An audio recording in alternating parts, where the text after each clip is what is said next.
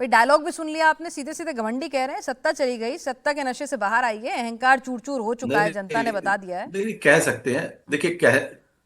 देखिए, चार लोग तो चार तरह की बात करेंगे ही। अपने हाँ। चैनल में पांच लोग बैठे हैं तो सब अलग अलग बात करेंगे, अपने अपने मुद्दे की बात करेंगे। असली मुद्दा क्या है? पार्टी के डिसिप्लिन का मुद्दा है। अगर आपको विधायक बनने के बाद में आपको नेतृत्व ने कुछ डिसीजन लिया है, उस डिसीजन के खिलाफ आपका मन है, तो आप वो चिट्ठी आप नेतृत्व को देंगे, हम्म। ममता बनर्जी को देंगे। मगर आप अगर वो दूसरों के हाथ में चाबी पकड़ा देंगे और दूसरों को लेटर देके राजनीति शुरू कर देंगे और बोलेंगे आप कोई बाबा हामी है, तो जिस घर के अंदर में ना डिसिप्लिन नहीं होता है, उस घर में दिक्कतें आनी शुरू हो जाती है। तो हमारे घर और में जिस घर जिन्होंने में डिसिप्लिन तानाशाही के लिए चलती है सर, इन्होंने वहां कहा क्या होता है? घमंड, हमने एक्शन। नहीं नहीं, तानाशाही भारतीय जनता पार्टी के अंदर में चलती है, जहां अमित शाह का जो पर उन्हें निर्देश तो होता है वो सत्ता मिल गई सर्वे उस सर्वा है। तानाशाही से। किसी आप की बताइए, ताकत है आरोप अमित तो शाह के आपके ऊपर खिलाफ? लगा रहे हैं कि सुनिए भाई ना, ऐसी बैठक में जाने का फायदा ही क्या, किसी की जहां ताकत पर है कोई नियम धर्मेंद्र कायदे प्रधान के कानून खिलाफ चलते बोलने ही की। नहीं है। नहीं नहीं नहीं, अभिषेक ऐसा बनर्जी नहीं कह होता है। दें किसी की इधर तहसील माईवे और पुरवाला हाईवे। से पूछूंगा, वो हाँ। सुनो ना। अरे हाँ। पिनाज, अरे हम्म। पिनाज जी सुनिए ना, राहुल गांधी के अलावा किसी को बोलने की ताकत है? कोई अगर राहुल गांधी के खिलाफ बोलते हैं, उनको बाहर का रास्ता दिखा दिया जाता है। अगर हम्म। भारतीय जनता पार्टी में कोई नरेंद्र मोदी, अमित शाह या कोई भी शीर्ष नेतृत्व के खिलाफ, ये डिसिप्लिन है। हर पार्टी का अपना डिसिप्लिन होता है, उनका लाइन ऑफ एक्शन होता है। ये कमजोरी की निशानी है अगर आप सत्ता में नहीं है। देखिए, जो व्यक्ति वामपंथी शासन में सत्ता का सुख भोगा, टीएमसी के शासन में सत्ता का टिकट तो सुख आप ही ने भोगा, दिया और था। वो व्यक्ति अगर हमें ज्ञान देगा। टिकट तो नहीं, आप ही ने जगह दिया दिया था, हमने, तब जनता आपके की ज्ञान सेवा चक्षु करने का कहाँ मौका थे? दिया। सुनिए ना, हाँ।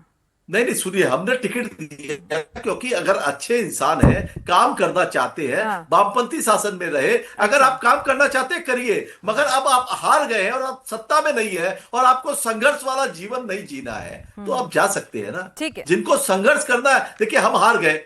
5 साल तक हमारी सरकार नहीं है, पश्चिम बंगाल में सरकार है भारतीय जनता पार्टी की। तो जिनको अभी रास्ते में लाठी डंडे खाने हैं, वो टीएमसी ठीक है। में रहेगा, और जिनको आरपी सिंह जी, मलाई आपकी चाटनी है पार्टी सत्ता की, वो सिर्फ भारतीय जनता पार्टी में जाएगा। सत्ता ही नहीं छीनी है उसने टीएमसी से, बल्कि आप बुलडोजर भिजवा रहे हैं घर के बाहर, घर के अंदर आप सीआईडी भिजवा रहे हैं, नेता सड़क पे निकलते हैं तो उन पर लाठी डंडे चल रहे हैं, और पार्टी में टूट हो रही है। आप चाहते ही नहीं है कि भाई टीएमसी का वजूद बचे, ऐसी टूट हो जाए, भले आप में आए ना आए विधायक, लेकिन दीदी से उनकी पार्टी छिन जाए, दो फाड़ हो जाए। और इसका तो इतिहास गवाह है कि भाई जब जब चाहा है तो कहां कहां फूट नहीं डली है।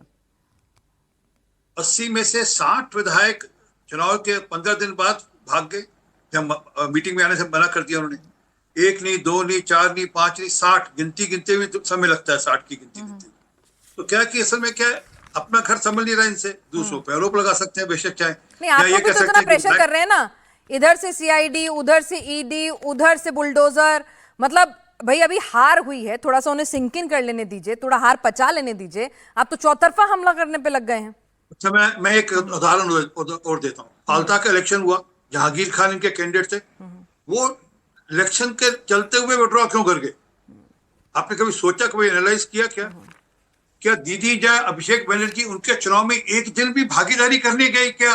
क्या उनके इलेक्शन कैंपेन में गई क्या दीदी या अभिषेक बनर्जी? नहीं गए ना। तो क्या आपको लगता है ये जितने एमएलए हैं जो बाकी लोगों को समझ नहीं रहे कि किस ओर जा रहा है, सारा रुख किस ओर जा रहा है? जब एक कैंडिडेट इलेक्शन लड़ रहा है, स्टेक लगा हुआ है, पार्टी चुनाव हार चुकी है, उसका स्टेक लगा हुआ है, उसके बाद कह रहे हो कि नहीं हार गए तो क्या हुआ, हमने 5 साल विपक्ष में रहना है। अरे आप खड़े नहीं हो रहे विपक्ष के नाते से। आप जहांगीर खान के कैंपेन में गए नहीं, आप डर के मारे आप नहीं गए, या बेचारे अपने चुनावी हिंसा पीड़ित कार्यकर्ताओं से मिलने पहुंचे थे, आप एक सांसद को सिक्योरिटी तो आपकी सरकार दे नहीं पाई, जान पर बनाई उनकी, अगले दिन फिर दूसरे सांसद पिट गए। ये तो लॉ एंड ऑर्डर है आपकी सरकार में। अच्छा, इतना दबाव डाल रहे हैं आप उनके ऊपर। पहले लेफ्ट में जो होता था वो दीदी के साथ हुआ, फिर दीदी जब सत्ता में आई फिर आपके साथ हुआ, लेफ्ट के साथ हुआ, और अब आप आ गए हैं तो वो दीदी के कार्यकर्ताओं के साथ हो रहा है। तो ये परिपाटी चलती जा रही है, विशेष सर्कल है, टूटेगा नहीं। लवली मैथरा जी को कल या परसों डिबेट में बुला लीजिएगा। अच्छा, उससे आप पूछ लीजिएगा, वो हार गए हैं, वो उससे पूछ लीजिएगा कि क्या स्थिति है, अंदर खाते क्या है। हम पे आरोप लगाने की जगह उनको बुला लीजिए एक बार, और फिर स्थिति स्पष्ट हो जाएगी कि कौन लोग थे, कैसे लोग थे, किसने भेजे थे, कैसे भेजे थे। तो लवली जी के अंडर है लॉ एंड ऑर्डर कि शुभेंदु जी के अंडर है?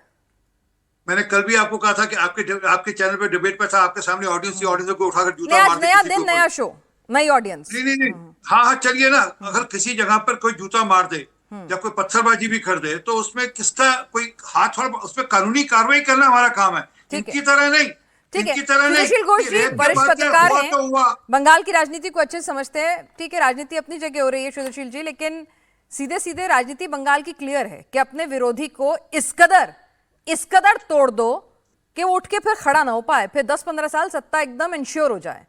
पहले वो काम लेफ्ट ने किया, फिर दीदी ने किया, और अब भाई बीजेपी आई है तो वो कर रहे हैं।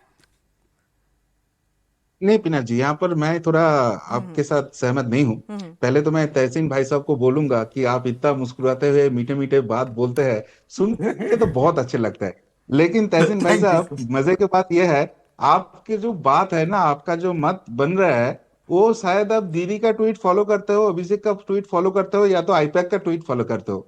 आप एक बार आ जाओ बंगाल में, आपको मछली भात खिलाएंगे, मिष्टी दोई खिलाएंगे और बंगाल का असली हकीकत दिखाएंगे।